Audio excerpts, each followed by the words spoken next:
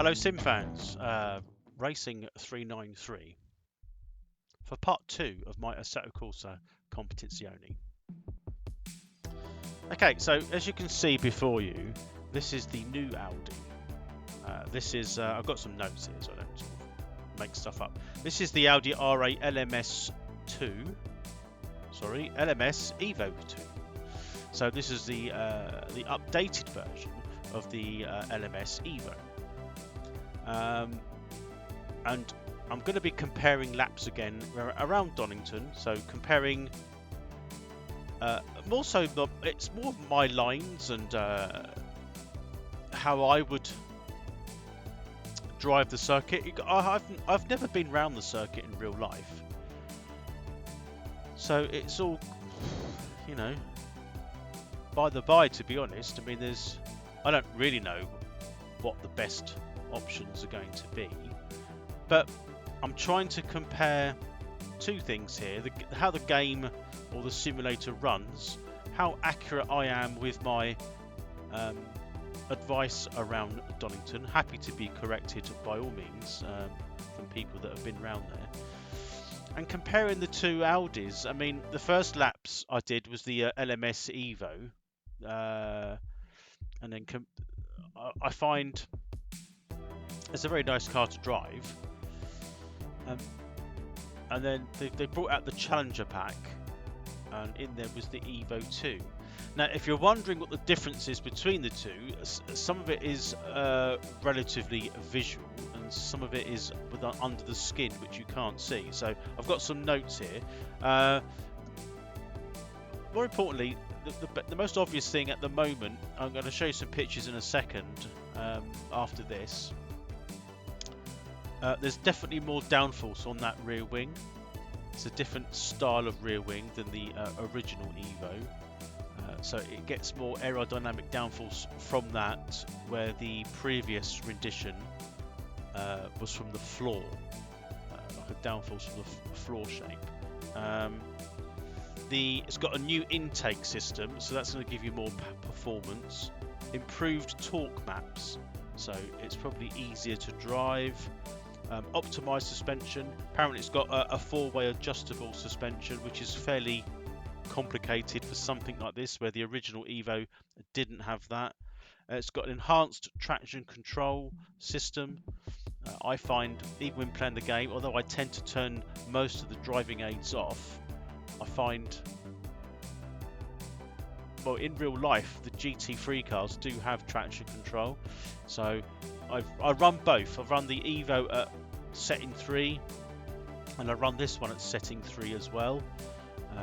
If it went to setting 4, in my opinion, it was a bit easy. Setting 2 was a bit hit and miss.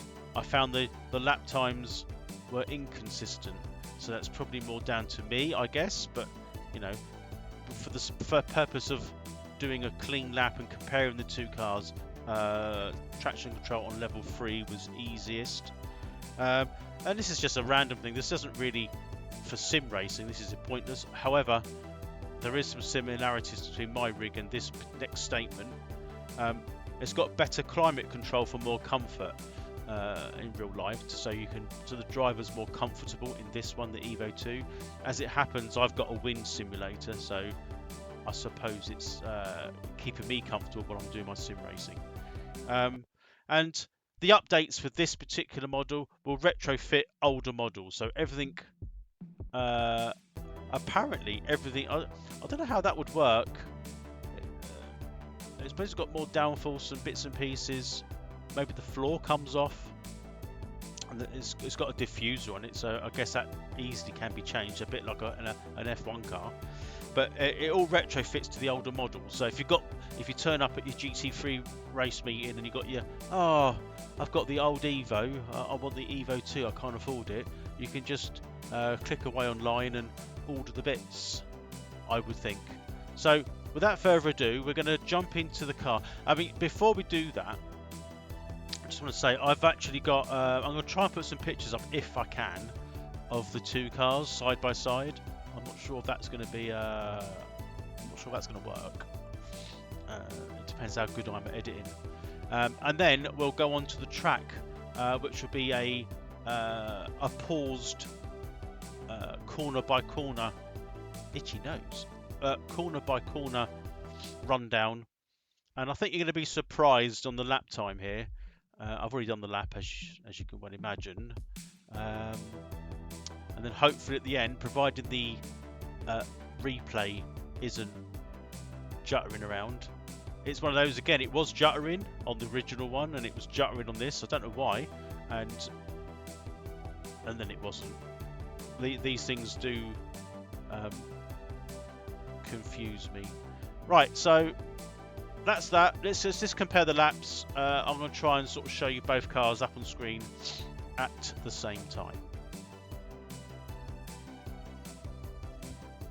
So here we go. This is the maximum of my editing skills at the moment.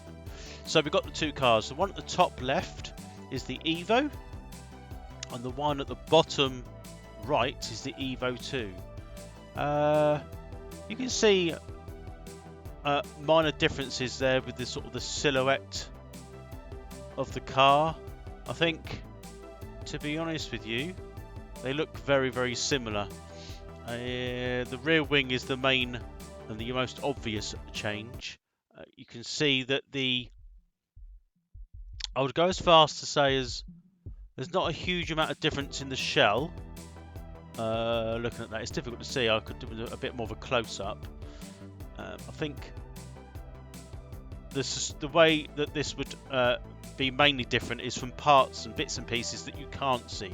So things under the bonnet, well, so the bonnet is mid-engine, isn't it? So in the middle of the car, the way it's the sort of the weight distribution, some bits and pieces, the suspension, the floor.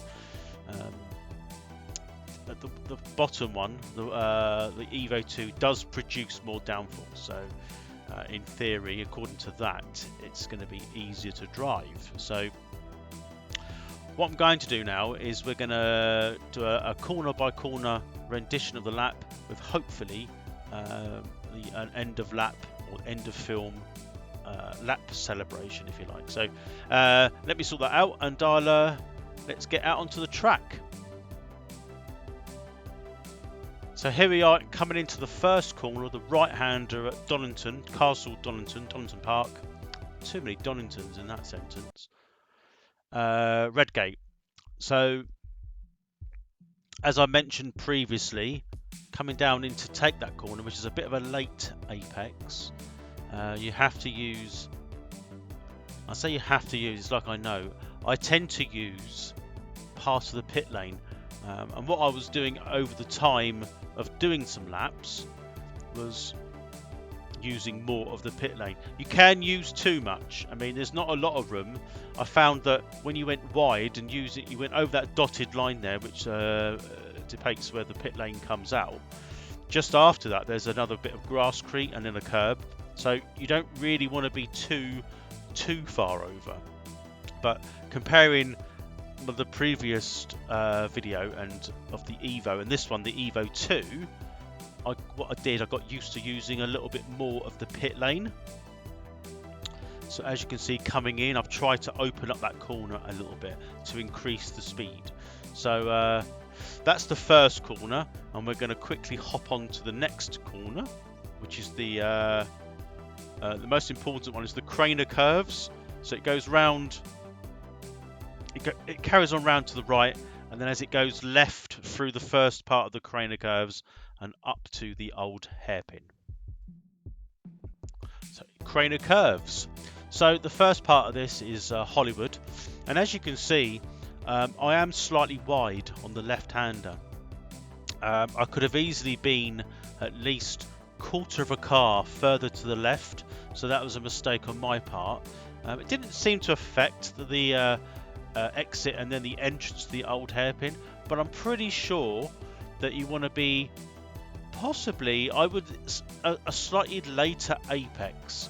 I tend to think you want to be more close to the curb on the exit of this part of Craner, so that you can, you know, everything, like I said, the car's forcing yourself to the right, but you've got to keep to the left whilst braking as well. So it's really important that you have your brake bias set up depending on, and I'm talking about the sim now, not real life. So it depends on how you've got your pedal set, what pedal you use, and how you use your pedal. So making sure that when you hit the brake, the car does stay square, because it is trying to go to the right.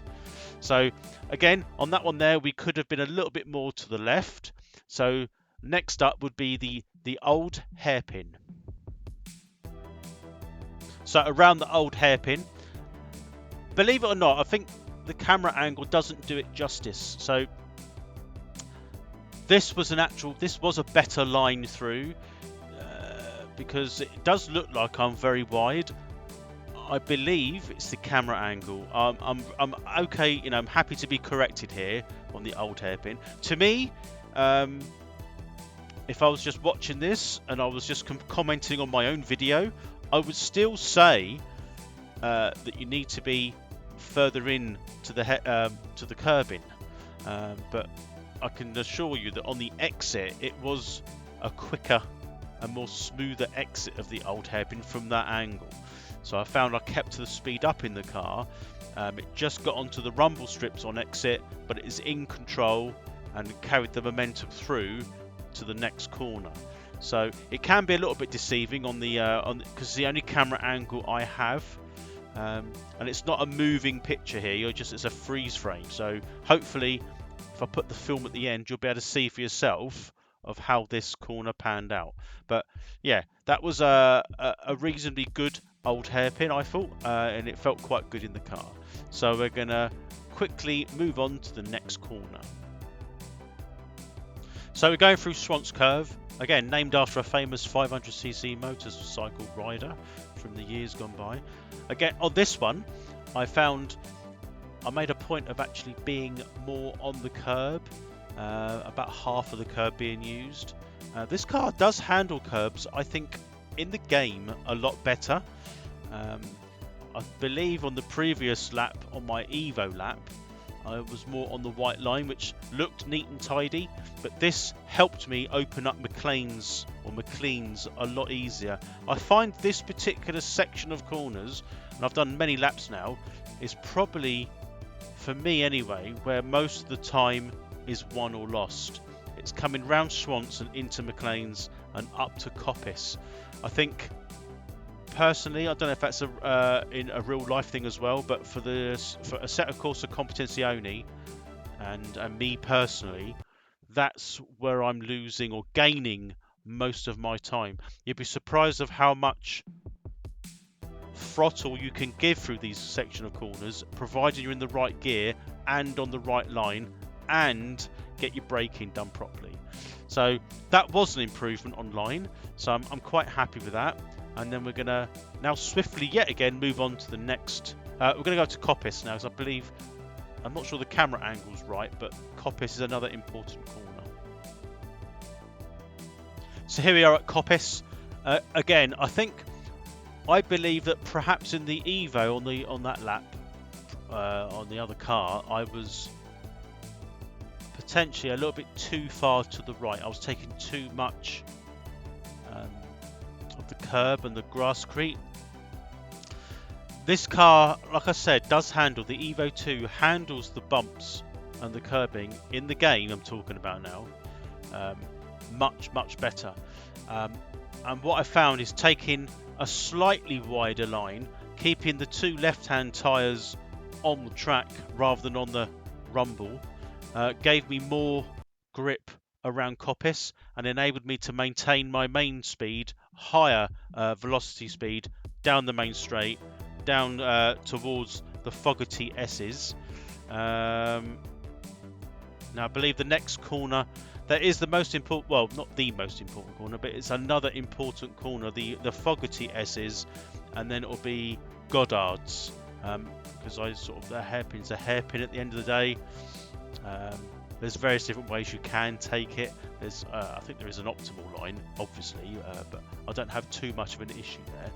So that was my line around Coppice. The next, like I said, the next set of corners is the Fogarty S's. We're going to show you a little snippet of that.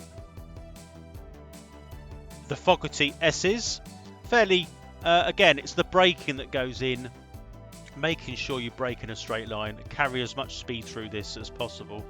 You'll find when you hopefully when you see the video at the end of the actual lap, this car has tons of grip. I think you're going to know where I'm going with this regarding the overall lap time, but you'll see it going through the corners. The one previously there, we've got Coppice, Fogarty S's. It encourages you to push even harder, but you get a lot of satisfaction coming over these bumps. Can't see it here because it's a still, but when you see the car moving in real time, you'll get to appreciate how much this car hops around, yet is very stable on the corners and over the curbs. So Fogarty S is nice and clean, left and then right. You do have to use the curbs here.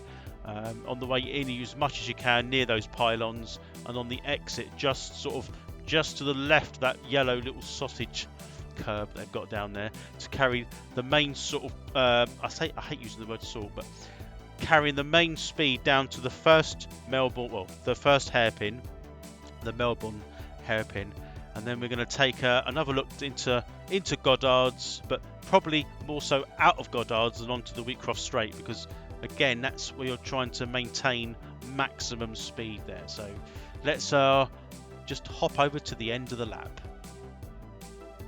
So out of Goddard's onto the Wheatcroft Straight. You'll notice when you see the car moving in real time, I did take quite a wide line coming around Goddard's, which actually forced me out wide, a lot wider than I wanted to be coming out, and I did I went over some of the sand and the grass, which did upset the car a little bit, and I did lose a couple of tenths there, I would say, because you couldn't quite get a clean power out of the corner to the start finish line. But even so, the overall lap time was a very impressive, I'm looking down at 1:31.595. The lap time in the Evo was 1:33.870. I don't believe, maybe doing the laps that I did helps you create, helps you get used to the lap and the car, so you're going to get quicker. But I found as my laps are rolling on, I did about 15 to 20 laps, I was making less and less improvement on this, so I could probably get that down to, I would say, I personally think there's a 29, late 29 in this car with me. The actual lap time is 1:20 in real life, 1:26. And you normally find the lap times, if you do any online challenges, the lap times are insanely quick, much quicker than what real life would be. That's what I find. So there's obviously a way to drive a sim quickly in Simland, as opposed to doing the real car around the real track in real time. I'm not sure the lap times marry up, so that's the only criticism on that, I think. But anyway, that's a lap of Donnington yet again, a little bit of explanation of why I do what I do. And the Audi R8 LMS Evo 2 is a much quicker, much easier, much more satisfying car to drive, has much more grip, has less flat spots, or it comes much cleaner on the power, and it encourages you to push the car even harder during the corners, and it rides the curbs really well. So what we're going to do now, that's the end of this second video for now. I'm going to put you on now to the replay of my lap. Hopefully it won't jutter around with a bit of luck, but I thank you very much for watching, and I'll see you very soon for another video. Bye for now.